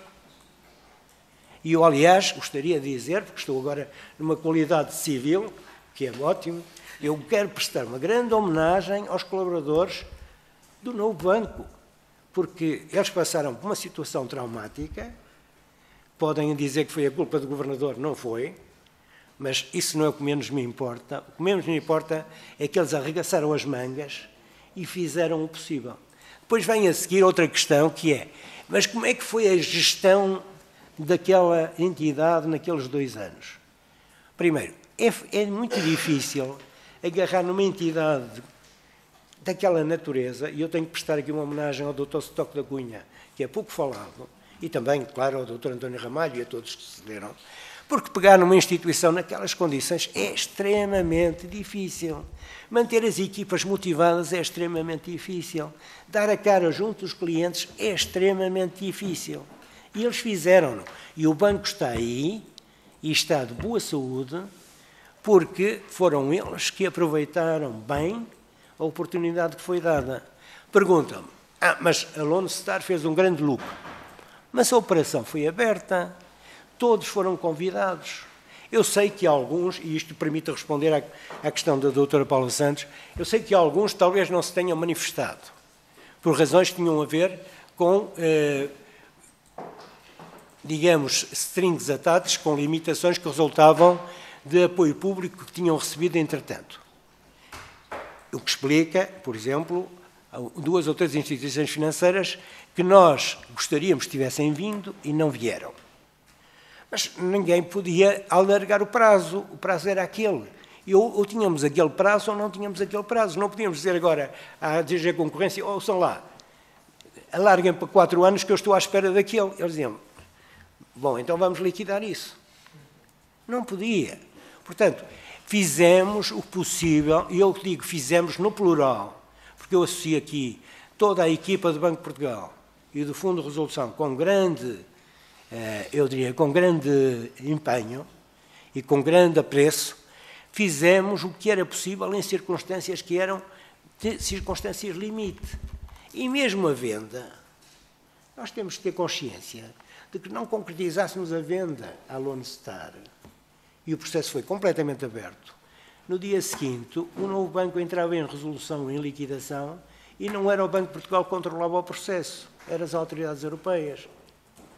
Portanto, vamos perceber que estivemos com um cutelo em cima da cabeça.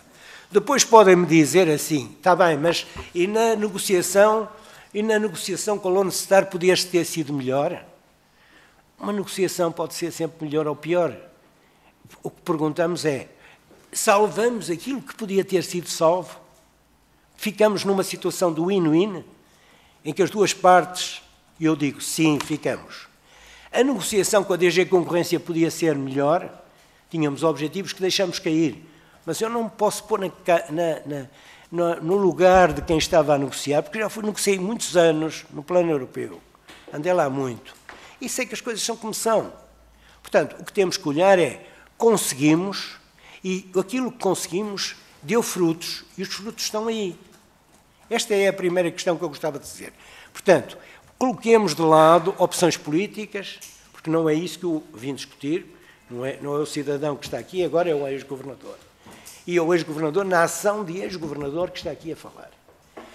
Quanto ao processo de encerramento do CCA, perguntam-me, e eu felicito-me, porque é a normalização do sistema financeiro. Ter uma instituição que ainda estava com um asterisco, a dizer, ainda em processo de normalização, não era bom para o sistema financeiro. Ganhou o comprador, claro que ganhou.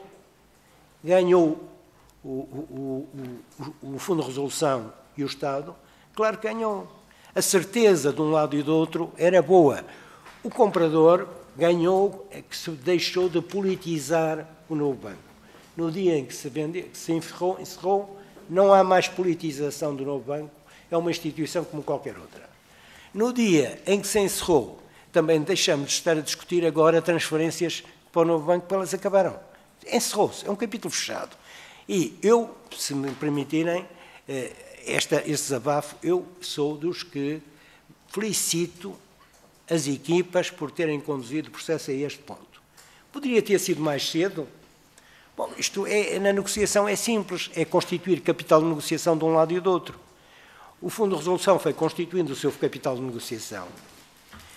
E um dos capitais de negociação era a distribuição de dividendos, obviamente, porque a outra parte queria distribuir dividendos. Mas o Fundo de Resolução também tinha um outro interesse, que era fechar a incerteza do processo, fechar a litigância subsistente. Portanto, se quiserem, ponham de lado as questões políticas, não quer dizer que não as abandonem, não é isso que eu peço.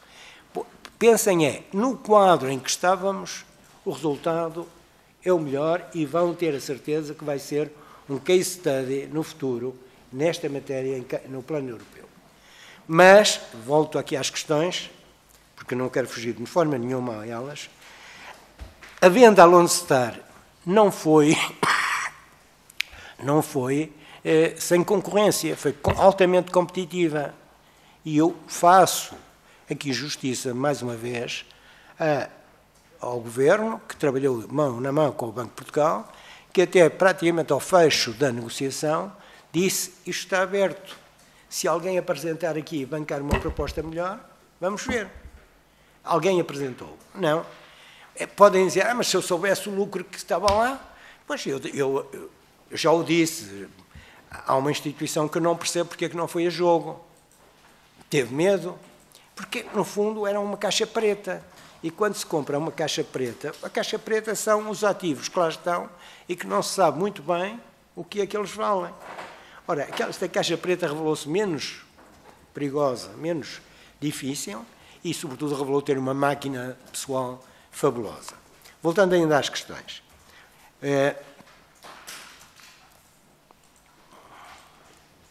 Portanto, como disse, a venda em 17 era na linha de chegada, ou vendíamos ou tínhamos um problema.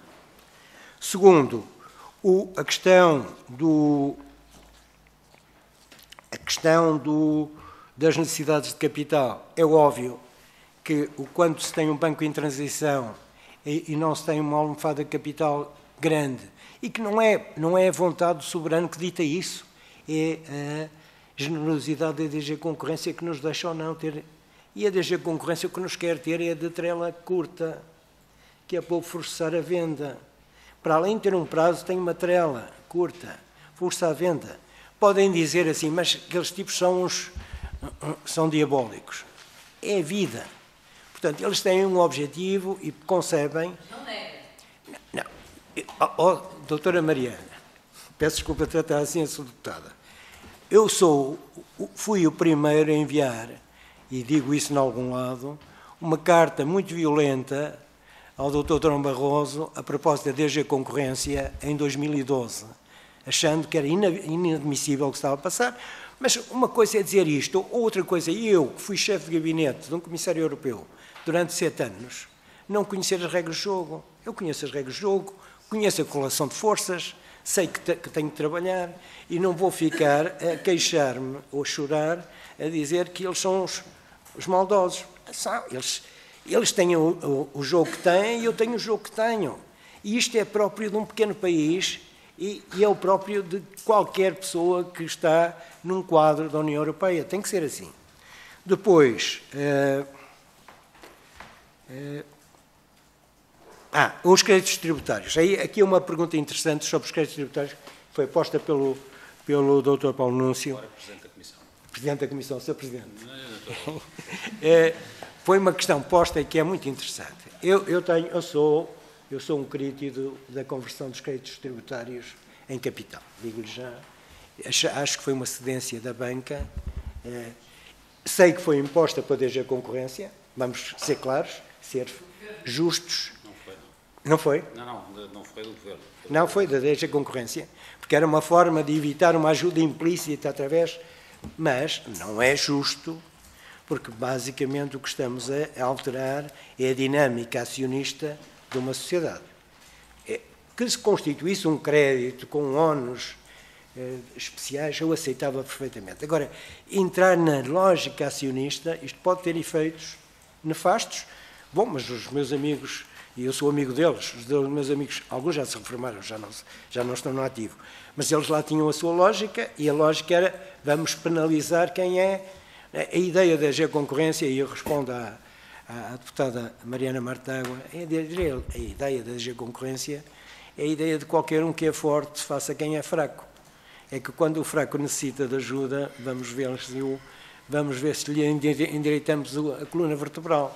Portanto, é isso que se passa. Depois, a doutora Paula Santos, a sua deputada Paula Santos, pôs uma questão que é a questão dos... Não há nenhum processo judicial que o Banco de Portugal tenha perdido até hoje.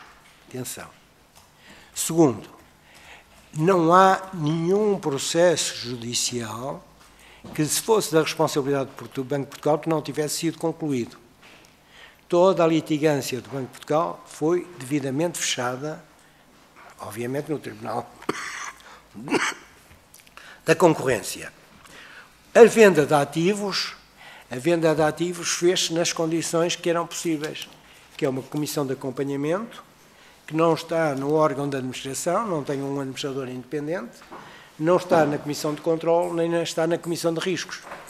Naturalmente, e não está, obviamente, na mesa de negociação com o devedor. Eu acho que o balanço que eles apresentaram de sucessivas rejeições de operações é um bom balanço, mostra que foram ativos. Aliás, se me perguntarem, a melhor demonstração de que a Comissão de Acompanhamento trabalhou bem é que nós ficamos 450 milhões abaixo do limite do CCA. Portanto, é óbvio que havia interesses opostos. Portanto, eles defenderam bem o interesse nacional. Continuando. Bom, a questão dos custos para os contribuintes, eu já respondi à deputada Mariana Mortágua. Obviamente que a questão é uma questão, vista em termos patrimoniais, é neutra, vista em termos de caixa, começa por ser um esforço de caixa do Estado que é depois, posteriormente, recompensado com uma entrada de receita, que vai ser ao longo desse tempo e, quando começarem a receber as receitas, vão dizer de onde é que veio esta receita e ficam todos felizes. Depois, o esforço de 250 milhões é muito interessante, que o esforço de 250 foi uma forma de responder à situação do sistema bancário. Ninguém antecipava o surto de resultados que tiveram, porque, também, vamos lá ver, ninguém antecipava a política monetária que aconteceu desde 2018 a 2020. Alguma vez alguém pensou que íamos ter bancos a receber, em vez de pagar juros ao Banco de Portugal, receber dinheiro, dinheiro em troca das dívidas que tinham ao Banco de Portugal? E não era pouco. Atenção, e não era pouco. Nós temos que perceber que houve, nomeadamente durante a fase da pandemia, houve uma subsidiação da autoridade monetária aos bancos. Portanto, temos que ter consciência e, portanto, nada disso em 2014 estava na mesa, não sabíamos. Se soubéssemos, tínhamos uma bola de cristal. Relativamente a injeções de capital público, ainda antes disso, relativamente à CGD, como disse, a CGD é uma entidade que deve ser gerida por um acionista segundo os seus próprios interesses, mesmo que o acionista seja público. Ele que se assume os seus interesses. E, em função dos seus interesses, olha para o novo banco. Eu não tenho.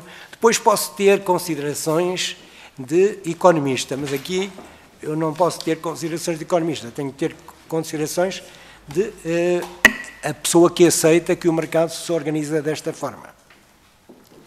Depois, o Cobaia, como eu disse, não foi. E, relativamente às regras de concorrência, eu já falei. Obviamente, contrariar as regras de concorrência é possível. A Itália contrariou as regras de concorrência, inclusivamente ganhou um processo em tribunal. Mas isso também depende muito do estádio em que estamos em termos de relação de forças. Quando eu quero ir para o tribunal, sei que a seguir abdico de outras possibilidades de diálogo.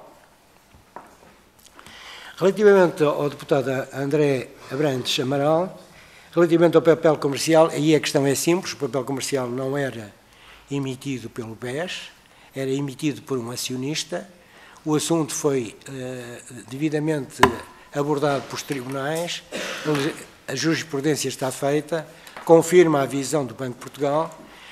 Eu julgo que há motivos para tirar lições, e as lições é de que quando um emitente repetidamente emite 499 títulos para não chegar aos 500, a pessoa pode interrogar-se porque é que ele está tão interessado em 499, mas isso é outra questão.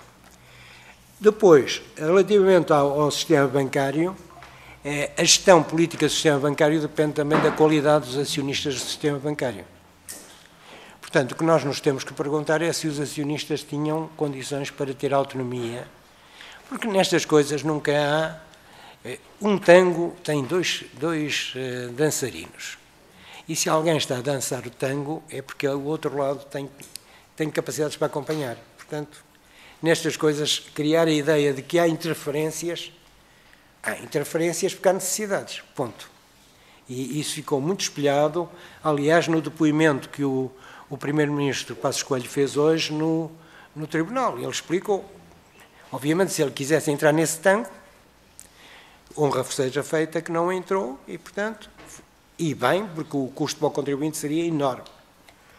Depois, processos pendentes, ainda falou dos processos pendentes, em termos de litigância do Banco de Portugal, não há. Há processos em que o Banco de Portugal é chamado, mas são de outra natureza. E há os processos que têm a ver com a área criminal, que não têm a ver com o Banco de Portugal e, portanto, não estão na área da sancionatória do Banco de Portugal. Sistema financeiro e relação com o sistema público. Eu diria-lhes o seguinte, em vez de nós estarmos muito preocupados hoje em interrogarmos quem é que vai controlar o novo banco, eu estaria muito mais preocupado em saber quando é que vamos ter variantes, quer de poupança, quer de financiamento, ajustadas a uma modernização da economia. Estou a falar de instrumentos de dívida, estou a falar de instrumentos de capital. E o que é que falta para alcançar isso? Estou a falar, obviamente, da dinamização do mercado de capitais. Depois, o Dr. Eduardo Teixeira, o deputado Eduardo Teixeira, colocou aqui a questão do fecho do CCA. Como lhe disse, eu expliquei que relativamente à questão do dinheiro público, a questão que se coloca nestes termos, patrimonialmente é neutra. Quanto à entrada do CGD no novo banco, eu acho que é uma questão de natureza empresarial. Eu posso ter o meu sentimento, mas com o meu sentimento como economista, não como ex-governador. Acho que essa é a matéria. Obviamente que isso implica questões que depois a Autoridade da Concorrência há de ter que avaliar para saber se daí resulta uma entorse ou não. Agora, há uma questão que ninguém quer falar e que é importante. É que nós só conseguimos uma união monetária estável se conseguirmos aquilo que se chama uma partilha de risco a nível europeu. Isto é, quando um problema... nós temos partilha de risco em Portugal, eu vou-lhes dar um exemplo.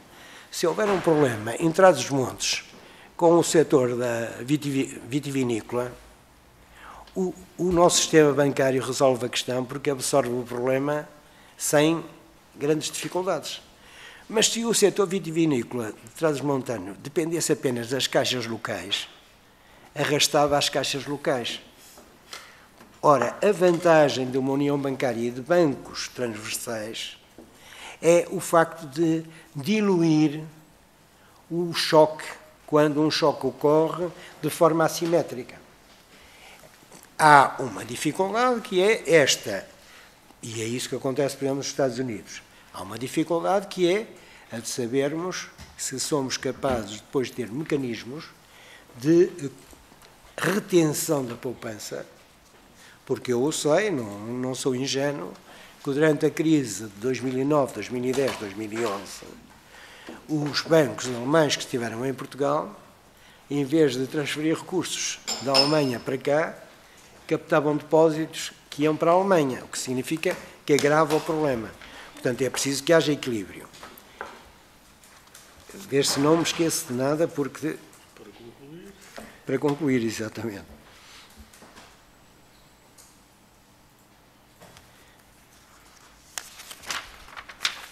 Há sempre uma questão que é o contrafactual. Mas o contrafactual, eu digo, e acho muito interessante, aliás, que leiam. Leiam a resposta do Banco de Portugal à auditoria do Tribunal de Contas, que está muito bem feita. Estou à vontade para o dizer, porque não fui eu que a subscrevi, mas subscrevia de bom grado se estivesse no ativo, porque põe claramente as questões que se colocam desse ponto de vista. Depois, há aqui uma questão que se coloca, que é: a culpa vai morrer solteira? Olha, vai depender tudo. A culpa, em termos de sancionatórios financeiros, já não morreu solteira, porque todos foram devidamente condenados. A culpa por atos que não são atos contraordenacionais, mas do foro criminal, essa não depende do Banco de Portugal. O Banco de Portugal forneceu todos os elementos, os próprios processos que o Banco de Portugal apresentou e que tiveram valimento em Santarém, obviamente, suportam os processos que depois o Ministério Público desenvolveu.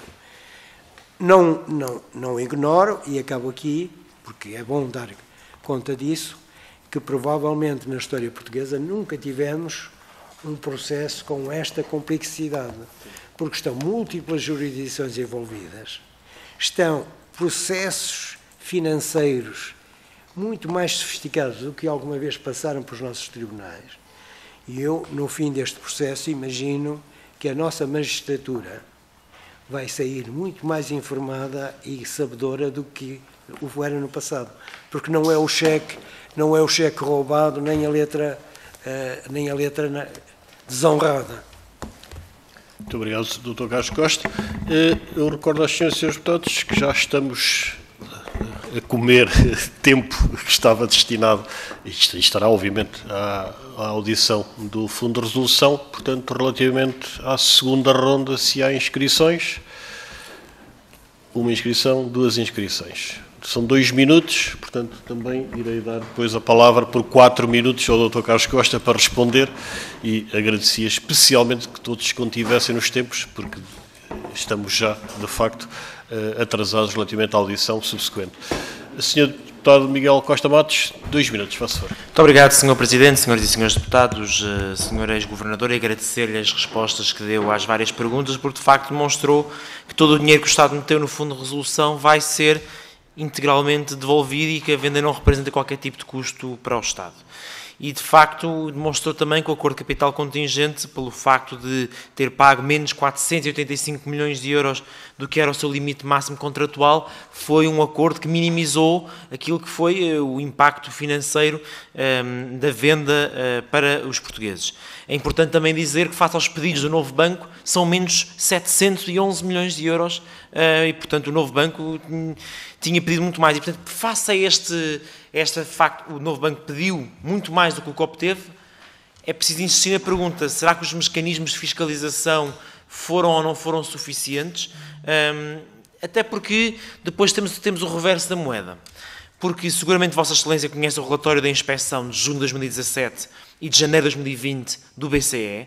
A primeira fala de controle de imparidades, o segundo obriga a reconhecer 610 milhões de euros de imparidades que não estavam reconhecidas. E como lhe referi na intervenção inicial, a PwC, entre 2014 e 2017, alerta para falhas na quantificação das imparidades, que depois, com a troca de auditor para a EY, já com a Lone Star, portanto, já com nós todos a pagarmos por essas perdas, disparou as imparidades. Acha que houve esse controle? Por fim, para terminar, Vossa Excelência disse que era o Banco de Portugal como autoridade de resolução, o Fundo de Resolução como autoridade de resolução, que reescrevia o perímetro do balanço. Ora, foi dito muito claramente, e eu cito pelo Banco de Portugal, a provisão que acautela o risco relacionado com o reembolso aos clientes de retalho do BES, de papel comercial do GES, foi transferida para o novo banco. Pergunto-lhe então se houve uma decisão de Vossas Excelências como autoridade de resolução para retirar esta provisão, para retirar a possibilidade de reembolso a estes lesados do balanço do novo banco. Muito obrigado. Obrigado, Sr. Deputado. A palavra ao Sr. Deputado Ricardo Dias Pinto. 2 minutos, faça favor.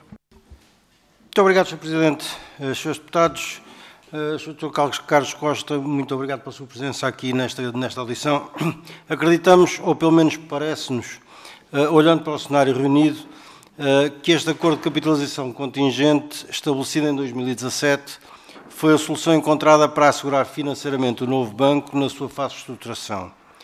Recentemente, e após ter sido noticiado o fim do acordo de capitalização do novo banco, os lesados do BES repudiaram o seu fim, por não terem sido dadas garantias que serão ressarcidos de tudo aquilo que perderam.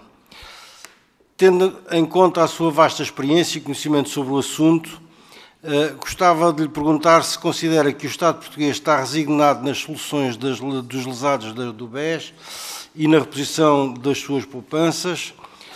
Outra questão que gostaria de lhe colocar, Sr. Ex-Governador, com o fim do acordo de capitalização contingente e considerando o papel do novo banco no sistema bancário, entende que o banco ainda dependerá de algum tipo de apoio ou supervisão especial? Muito obrigado.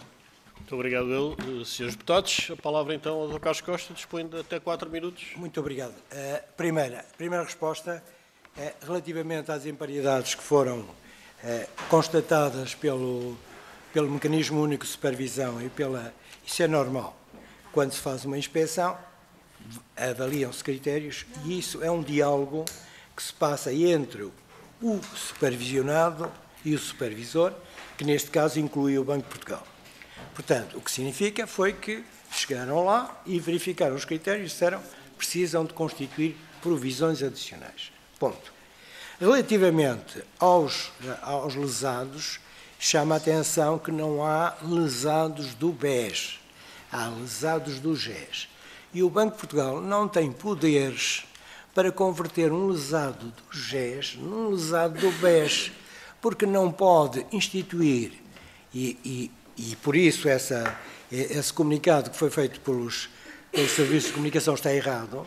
Está errado porque tem um vício inicial. É que ninguém pode ser credor de uma entidade que não constitua dívida para com essa entidade. Isto é, senão eu estaria a afetar bastante a massa falida e todos os outros. Eles não são... Isto tem a ver com uma particularidade que nunca devia ter acontecido. E quando nós fizemos o ring fence era exatamente com esse objetivo, e quando forçamos a alteração de designação era com esse sentido, é que a designação GES foi utilizada, no meu entender, para criar confusão. Eu não posso dizer que eu sou devedor de alguma coisa que não devo. Mas uma parte terceira é que não pode dizer que eu sou devedor daquilo que não devo. Porque senão estávamos a criar aqui um problema, que é um problema de direito público. Eu estou a afetar os direitos dos credores normais da entidade. Isto era a mesma coisa, em direito sucessório, era a mesma coisa que eu agora dissesse, aquele ali é herdeiro porque houve um erro de interpretação e ele passa a ser herdeiro. Não é por esse facto. É herdeiro ou não é herdeiro? É credor ou não é credor? O papel comercial não foi emitido pelo BES, logo não podia ser reembolsado pelo BES. Juridicamente não há sustentação para isso. E o facto é que isso já passou pelos tribunais e o Tribunal da Relação deu-nos razão. Dr. Carlos Costa, em nome da Comissão, agradecer a sua disponibilidade. Está encerrada esta audição. 5 minutos de intervalo e começaremos a próxima. Deixa-me só dizer um... Provavelmente esta é a minha última vez que nestas condições de civil posso falar. Gostaria de lhes dizer que guardo das 51 vezes que passei por aqui e das 14 vezes que passei por aqui uma memória grata, mesmo quando ela era difícil. Porque acho que é um contributo que se pode dar para esclarecer a opinião pública e para escrutinar os atos. É fundamental, e isso eu diluei sempre, é fundamental, é perceber claramente qual é o campo a partir do qual cada um atua e quais são os poderes. Eu, por exemplo, e esta acabo aqui, eu várias vezes sou criticado por não ter os poderes da Assembleia da República, porque eu devia regular. Mas quem tem os poderes regulatórios é o legislador. O legislador pode, eventualmente, dar-me, dentro de uma legislação que aprova, alguma possibilidade, de forma subrogada, e fazer alguma coisa. Mas é normal na nossa imprensa, e isso é o regulador. O regulador é a Assembleia da República, por via derivada, o Governo, e por via muito derivada, um eventual supervisor, se lhe for contribuído esse pequeno poder, que obviamente é atribuído de uma forma muito limitada, até por razões constitucionais. Portanto, eu gostaria de dizer isto. Por favor, nunca chamem ao Banco de Portugal a entidade reguladora, chamem-lhe supervisor e Banco Central, porque é aquilo que ele é. Muito obrigado, Dr. Carlos Costa. Então, está encerrada esta reunião. Começamos daqui às 5h55, daqui a 5 minutos.